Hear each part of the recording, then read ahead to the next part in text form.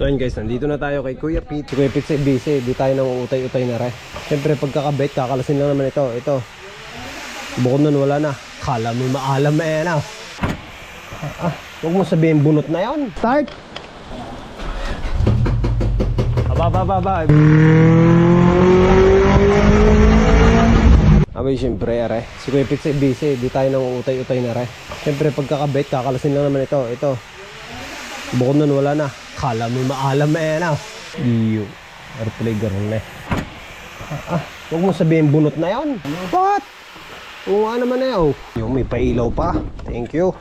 Ito na muna kuya. Asan yung sensor natin dito sa ano? Nasa nandili pa. Baka mapasuot daw sa iba eh. May tago na eh. Ari nga pala kailangan. Pam.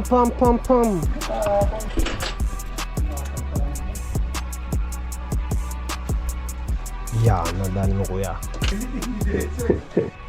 Yung putang ano, nasa natuloy yun? Napin mo. Wala, may ano naman ano. Kukuha ka na lang kay Kuya Pits. Ang dami pa. Hindi, kinalas ko eh.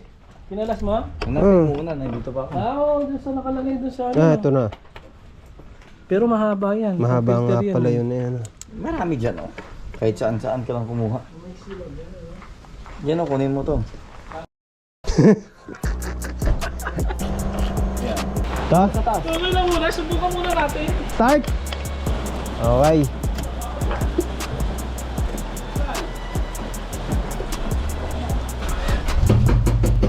Baba, iba yan. Yun. Okay na. Mamaya, tawin natin.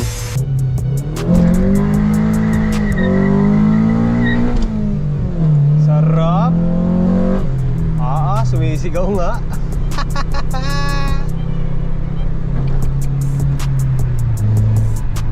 All goods. Mas magandang humila. Abay, umuugok nga.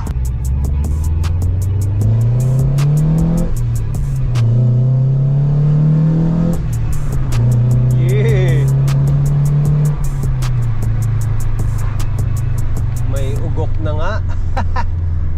So yun guys, hindi ko na napakita sa inyo kung anong nangyari. Inabot na kami ng gabi kasi may kinukutkot sila doon. Patay na naman ang ating gas. Mapapasarap na naman ang ating hapak. Try natin dito.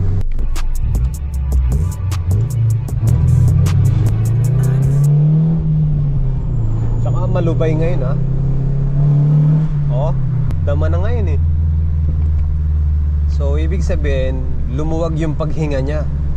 Tapos ang next project natin ngayon is patatanggal na natin yung gitna, straight pipe na natin para naman marinig natin yung sinasabi ni Kuya Edsel na sinasabi niyang napakaingay daw ng tabut yung are. Ay di ngayon malalaman natin kapag binalik na natin to kay Kuya Pete at papapaltan natin ang gitna.